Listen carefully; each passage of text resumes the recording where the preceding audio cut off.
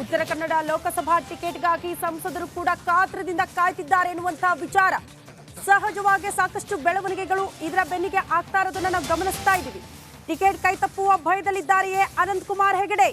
ಈ ಬಾರಿ ಹೆಗಡೆ ಬಿಟ್ಟು ಬೇರೆಯವರಿಗೆ ಅವಕಾಶ ನೀಡುವ ಸಾಧ್ಯತೆ ಇದೆ ಅನ್ನುವಂತಹ ವಿಚಾರ.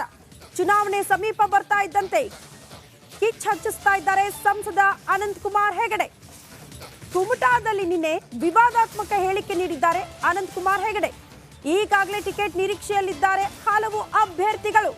ಸಂಸದರ ಹೇಳಿಕೆಯಿಂದ ಬಿಜೆಪಿಯಲ್ಲಿ ತೀವ್ರ ಕುತೂಹಲ ಮನೆ ಮಾಡ್ತಾ ಇದೆ. ಇಷ್ಟು ದಿನ ಸೈಲೆಂಟ್ ಆಗಿದ್ರು ಅನಂತಕುಮಾರ್ ಹೆಗಡೆ. ಅವರು ಈ ಹಿಂದೆ ಸ್ಪರ್ಧೆನೇ ಮಾಡಲ್ಲ ಆ ನಿರ್ಧಾರಕ್ಕೆ ಬಂದಿದ್ದಾರೆ ಎನ್ನುವಂತಹ ವಿಚಾರ ಎಲ್ಲ ಚರ್ಚೆ ಆಗಿತ್ತು. ಆ ಕಾರಣಕ್ಕೆ ತುಂಬಾ ಸೈಲೆಂಟ್ ಆಗಿದ್ದಾರೆ, ಮೌನಕ್ಷರನಾಗಿದ್ದಾರೆ ಅಂತ. ಆದ್ರೆ ಏಕಾಏಕಿ ನಿನ್ನೆ ಸಂಸದ ಅನಂತಕುಮಾರ್ ಹೆಗಡೆ ಅವರು ಬಂದ್ರು, ವಿವಾದಾತ್ಮಕ ಹೇಳಿಕೆ ಕೊಟ್ರು. ಇದರಿಂದ ರಾಜ್ಯ ರಾಜಕೀಯ ವಲಯದಲ್ಲಿ ದೊಡ್ಡ ಮಟ್ಟದ ಚರ್ಚೆನ ಹುಟ್ಟು ಹಾಕ್ತು ಅವರ ಒಂದು ಸ್ಟೇಟ್ಮೆಂಟ್. ಹಾಗಾಗಿ ಮತ್ತೆ ಟಿಕೆಟ್ ಆಕಾಂಕ್ಷಿ ಆಗ್ತಾ ಇದ್ದಾರ ಅನಂತಕುಮಾರ್ ಹೆಗಡೆ ಅನ್ನೋದು ಪ್ರಶ್ನೆ ಆಗುತ್ತೆ. ಸಹಜವಾಗಿ ಅವ್ರಿಗೆ ಈ ಬಾರಿ ಕೈ ತಪ್ಪುತ್ತೆ ಟಿಕೆಟ್, ನಾವು ಆಕಾಂಕ್ಷಿ ಇದ್ದೀವಿ, ನಮಗೆ ಟಿಕೆಟ್ ಸಿಗಬಹುದು ಅಂತ ಹಲವರು ಆ ಭಾಗದಲ್ಲಿ ಆಸೆ ಇಟ್ಕೊಂಡು ಕಾಯ್ತಾ ಇದ್ದಾರೆ ಟಿಕೆಟ್ಗಾಗಿ. ಇದರ ಬೆನ್ನಿಗೆ ಅನಂತಕುಮಾರ್ ಅವರ ಈ ಹೇಳಿಕೆ ದೊಡ್ಡ ಮಟ್ಟದ ಸಂಚಲನ ಬಿಜೆಪಿ ವಲಯದಲ್ಲಿ. ಯಾರಿಗೆ ಟಿಕೆಟ್ ಕೊಡಬಹುದು ಉತ್ತರ ಕನ್ನಡ ಲೋಕಸಭಾ ಕ್ಷೇತ್ರದಿಂದ ಅನ್ನೋದು ಕೂಡ ಕುತೂಹಲವನ್ನ ಕೆರಳಿಸ್ತಾ ಇರುವ ವಿಚಾರ. ಆ ಭಾಗದಲ್ಲಿ ಮಾಜಿ ಸ್ಪೀಕರ್ ಕಾಗೇರಿ, ಬಿಜೆಪಿ ರಾಜ್ಯ ಉಪಾಧ್ಯಕ್ಷೆ ರೂಪಾಲಿ ನಾಯಕ್ ಅವರು ಟಿಕೆಟ್ ಆಕಾಂಕ್ಷಿಗಳಾಗಿದ್ದಾರೆ.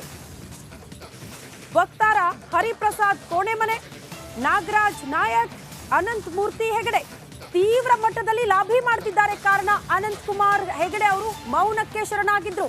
ಈ ಬಾರಿ ಬಿಜೆಪಿ ಪಾಳಿನಿಂದ ಅವರಿಗೆ ಟಿಕೆಟೇ ಸಿಗಲ್ಲ ಅನ್ನುವಂತಹ ಸಂದೇಶ, ಅಂಥ ಚರ್ಚೆಗಳು ದೊಡ್ಡ ಮಟ್ಟದಲ್ಲಿ ಆಗ್ತಾ ಇರೋದ್ರಿಂದ ಹಲವು ಆಕಾಂಕ್ಷಿಗಳು ಎದುರು ನೋಡುತ್ತಿದ್ದಾರೆ ಟಿಕೆಟ್ಗಾಗಿ.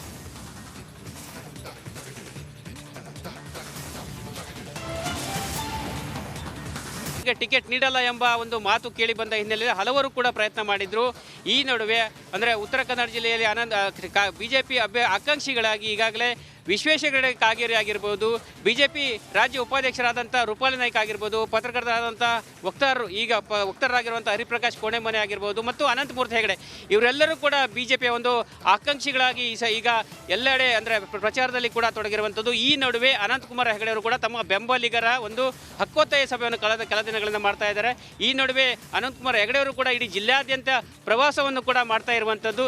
ಈ ನಡುವೆ ಕುಮಟಾದಲ್ಲಿ ನಡೆದ ಕಾರ್ಯಕರ್ತರ ಒಂದು ಸಭೆಯಲ್ಲೂ ಕೂಡ ವಿವಾದಾತ್ಮಕ ಹೇಳಿಕೆಯನ್ನು ಕೊಟ್ಟಿದ್ದಾರೆ. ಸಿಎಂ ಸಿದ್ದರಾಮಯ್ಯ ವಿರುದ್ಧ ಆಗಿರ್ಬೋದು, ಕಾಂಗ್ರೆಸ್ ಪಕ್ಷದ ವಿರುದ್ಧ ಆಗಿರ್ಬೋದು ಮತ್ತು ಬೇರೆ ಬೇರೆ ವಿಷಯಗಳನ್ನು ಕೂಡ ಪ್ರಸ್ತಾಪ ಮಾಡಿದರೆ, ಇದರ ಹಿಂದೆ ಮತ್ತೆ ಲೋಕಸಭಾ ಚುನಾವಣೆಗೆ ತನ್ನನ್ನೇ ಅಭ್ಯರ್ಥಿಯನ್ನಾಗಿ ಹೈಕಮಾಂಡ್ ಮಾಡಲಿ, ಸೂಚಿಸಲಿ ಮತ್ತು ಅವಕಾಶವನ್ನು ನೀಡಲಿ ಎಂಬ ಉದ್ದೇಶ ಕೂಡ ಇದ್ದಿರುವಂಥದ್ದು.